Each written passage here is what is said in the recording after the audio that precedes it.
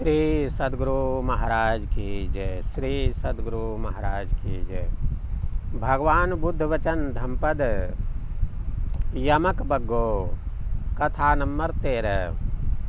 पुण्यात्मा आनंद करता है। सुमना देवी की कथा। 1:13। अनाथ पिंडिक सेठ की सुमना देवी नाम की एक कन्या थी, जो सकृदागामिनी होकर बचपन में ही मर गई। अनाथ पिंडिक रोता हुआ भगवान के पास गया और उसकी गति पूछा। भगवान ने गृहपति सुमना मरकर तुषित देवलोक में उत्पन्न हुई है। जो कोई अप्रमाद के साथ विहरने वाला, प्रवर्जित हो या गृहस्थ, दोनों जगह आनंद करता है, कहकर इस गाथा को कहा। ईधनंदति पैच नंदति कतपुयो भयथ नंदति पुय्यम में कतंति नंदति भियो नंदते सुगतिं गतो।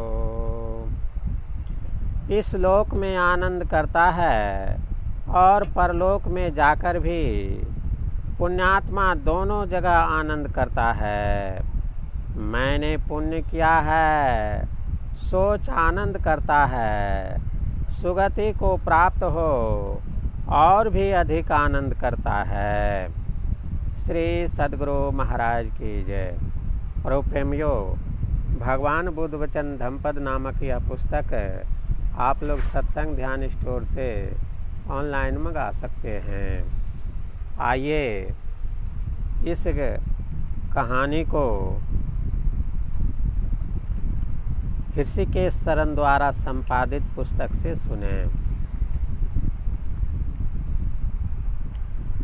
उम्र से कोई बड़ा नहीं होता, ज्ञान से बड़ा होता है। सुमना की कथा। स्थान जेतवन श्रावस्ती। अनाथ पिंडिक शास्ता के समर्पित शिष्यों में से एक था। उसे अनाथों के नाथ के रूप में जाना जाता है। उसने जेतवन में शास्ता के लिए एक बहुत बड़ी धनराशि खर्च कर विहार बनवाया था। उसकी एक पुत्री थी, उसका नाम सुमना था। वह पिता के धर्म के काम में हाथ बटाया करती थी। अनाथ पिंडिक अपनी बेटी से बहुत खुश था, पर समय पर किसका बस चलता है। एक बार सुमना बीमार पड़ी और फिर बिस्तर से उठ नहीं सकी, दुनिया से ही चल बसी। चलने से पूर्व उसने अपने पिता को भाई कहकर संबोधित किया। अनाथ पिंडिक पुत्री के देहावसान पर बहुत दुखी था और उससे भी अधिक दुखी था यह सोचकर कि मरने से पहले उसकी बेटी ने उसे भाई कहकर पुकारा था। उसका मन विक्षिप्त था। उसे लग रहा था कि मरने से पहले उसकी बेटी ने अपना मानसिक संतुलन खो दिया था। कुछ समझ नहीं पा रहा था कि ऐसा कैसे हो गया। बोझिल मन से वह शाक्य मुनि के पास पहुंचा तथा उन्हें प्रणाम कर बैठ गया। शास्ता ने उनके चेहरे का हाव भाव देखकर उससे पूछा कि वह इतना परेशान क्यों दिख रहा है। तब अनाथ पिंडिक ने अपनी परेशानी का कारण बताया। उसकी समस्या सुनकर बुद्ध ने उसे समझाया। अनाथ पिंडिक, तुम्हें चिंता करने की बात नहीं है। तुम्हारी पुत्री ने अपना मानसिक संतुलन नहीं खोया था। तुम श्रोतापन्न हो और वह सकृदागामी थी। इस प्रकार आध्यात्मिक सीढ़ी पर वह तुमसे एक कदम आगे थी।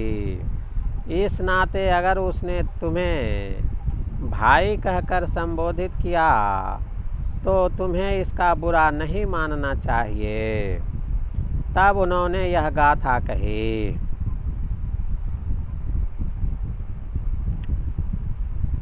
गाथा नंबर 18। ए धनंदते पैचनंदते कतपोयो भयाथ नंदते पुय्यम में कथम ते नंदते भियो नंदते सुंगतिंगतो। पुण्य करने वाला इस लोक में आनंदित होता है तथा प्राणांत के बाद परलोक में भी आनंदित होता है। इस प्रकार पुण्य करने वाला दोनों ही जगह आनंदित होता है।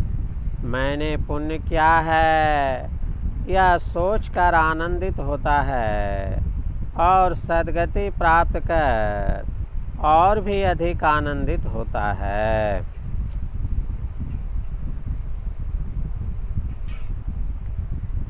श्री सद्गुरु महाराज की जय।